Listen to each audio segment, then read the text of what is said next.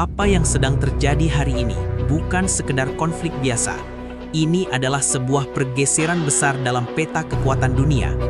Dalam hitungan jam, dunia dikejutkan oleh langkah berani sekaligus berbahaya dari Israel yang secara langsung menargetkan jantung energi Iran, yaitu ladang gas South Pars, salah satu sumber energi terbesar di planet ini. Ini bukan target sembarangan. Ini adalah pusat denyut ekonomi Iran, dan ketika pusat ini disentuh, efeknya bukan hanya dirasakan oleh Iran, tapi oleh seluruh dunia. Kita harus memahami, South Pars bukan hanya ladang gas biasa. Ini adalah tulang punggung energi Iran, penyumbang utama pendapatan negara, dan salah satu sumber gas terbesar yang menopang kebutuhan energi global. Ketika Israel memutuskan untuk menyerang fasilitas ini, pesan yang ingin disampaikan sangat jelas. Ini bukan lagi sekedar konflik militer. Ini adalah perang ekonomi, perang energi, dan perang strategi jangka panjang. Sekarang, mari kita tarik napas sejenak dan melihat gambaran yang lebih besar. Ketika energi terganggu, apa yang terjadi? Harga minyak naik, gas melonjak, inflasi global terdorong. Negara-negara yang bergantung pada impor energi mulai panik, dan disitulah efek domino dimulai. Apa yang terjadi di satu titik di Timur Tengah bisa langsung terasa hingga ke Asia, Eropa, bahkan sampai ke Indonesia. Serangan ini juga menunjukkan perubahan strategi yang sangat signifikan. Jika sebelumnya konflik lebih banyak menyasar target militer atau simbol kekuatan, kali ini yang diserang adalah fondasi ekonomi. Ini adalah langkah yang sangat terukur, sangat strategis, dan tentu saja sangat berisiko. Karena ketika ekonomi diserang, balasannya tidak akan setengah-setengah. Dan benar saja, respons dari Iran tidak bisa dianggap enteng. Ketegangan langsung meningkat drastis. Dunia masuk ke fase siaga. Para pelaku pasar mulai bereaksi. Harga energi bergerak liar. Investor global mulai mencari safe haven, ketidakpastian meningkat.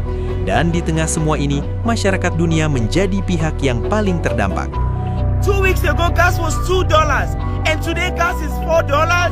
You guys, did gasoline go to college and come back with a master's degree in pricing? What is going on here? Look at gas prices. Sekarang pertanyaannya sederhana, tapi jawabannya kompleks. Apakah ini akan berhenti di sini, atau ini baru permulaan?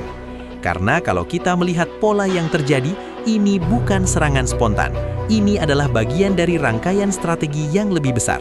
Serangan terhadap energi berarti melemahkan kemampuan Iran untuk bertahan dalam jangka panjang. Ini adalah upaya untuk menekan dari sisi ekonomi agar Iran kehilangan daya tahan. Dan jika itu berhasil, maka peta kekuatan di kawasan akan berubah secara drastis. Namun di sisi lain, Iran bukan pemain kecil. Mereka memiliki kapasitas, mereka punya jaringan, dan mereka punya kepentingan besar untuk mempertahankan posisi mereka. Artinya, potensi eskalasi masih sangat terbuka, bahkan bisa lebih luas dari yang kita bayangkan saat ini. As you probably saw, the United Nations this week, UN Security Council passed a resolution condemning your attacks on your Arab neighbors. It received 130 co-sponsors, which is a very significant number. Your close allies that you just said are providing you support, Russia and China, they didn't veto that. They abstained from it, but they didn't veto it and allowed the resolution to pass. Do you think the global community has spoken clearly about the way Iran has conducted this war on its Arab neighbors with condemnation and calling on it to stop?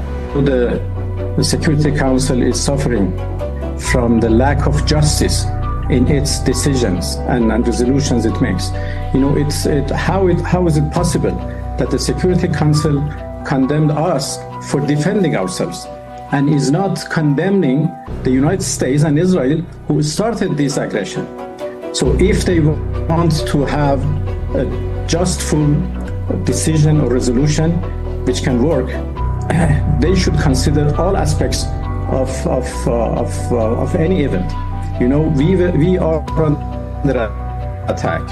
It was the United States and Israel who started this war. They deserve to be condemned, not us. What we are doing is...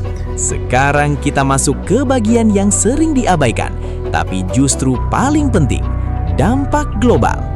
Ketika energi terganggu, seluruh rantai pasok dunia ikut terguncang. Industri terganggu, biaya produksi naik, harga barang ikut naik, dan akhirnya yang merasakan adalah masyarakat biasa. Indonesia sendiri Meskipun tidak berada di pusat konflik, tetap akan terkena dampaknya. Harga BBM bisa terdorong naik, biaya logistik meningkat, inflasi bisa ikut terangkat. Ini bukan lagi soal jauh atau dekat, ini soal keterhubungan global yang membuat semua negara saling terikat. Di titik ini, kita harus mulai berpikir lebih dalam. Dunia yang kita kenal sedang berubah. Konflik tidak lagi hanya tentang senjata dan tentara, tapi juga tentang energi, ekonomi, dan pengaruh global. Dan siapa yang menguasai energi, dia yang memegang kendali. Langkah Israel ini bisa dilihat sebagai upaya untuk mengambil kendali tersebut. Tapi setiap aksi akan selalu memicu reaksi. Dan dalam skenario seperti ini, reaksi yang muncul bisa jauh lebih besar dari aksi awalnya. Sekarang bayangkan jika konflik ini terus meningkat, jalur distribusi energi terganggu, negara-negara besar ikut terlibat, harga minyak melonjak tajam, krisis energi global terjadi. Ini bukan lagi skenario film, ini adalah kemungkinan nyata yang sedang kita hadapi. Dan disinilah kita berada sekarang, di tengah sebuah titik krusial dalam sejarah modern. Sebuah momen di mana satu keputusan bisa mengubah arah dunia. Serangan ke South Pars bukan hanya tentang Iran dan Israel. Ini adalah sinyal bahwa dunia sedang memasuki fase baru, fase yang lebih kompleks, lebih berisiko, dan penuh ketidakpastian. Pertanyaannya sekarang bukan lagi siapa yang benar dan siapa yang salah, tapi siapa yang siap, siapa yang mampu bertahan, dan siapa yang akan mengambil keuntungan dari situasi ini. Karena dalam setiap krisis selalu ada dua sisi. Ada yang jatuh, tapi ada juga yang naik. Ada yang rugi, tapi ada juga yang untung besar. Dan mereka yang memahami pola, mereka yang membaca arah, biasanya adalah pihak yang keluar sebagai pemenang. Jadi, apa yang harus kita lakukan? Yang pertama, pahami bahwa ini bukan kejadian biasa. Ini adalah peristiwa besar dengan dampak jangka panjang. Yang kedua, mulai perhatikan pergerakan ekonomi global, terutama energi. Dan yang ketiga, siapkan diri untuk menghadapi perubahan yang mungkin terjadi. Karena satu hal yang pasti, dunia tidak akan kembali seperti sebelumnya.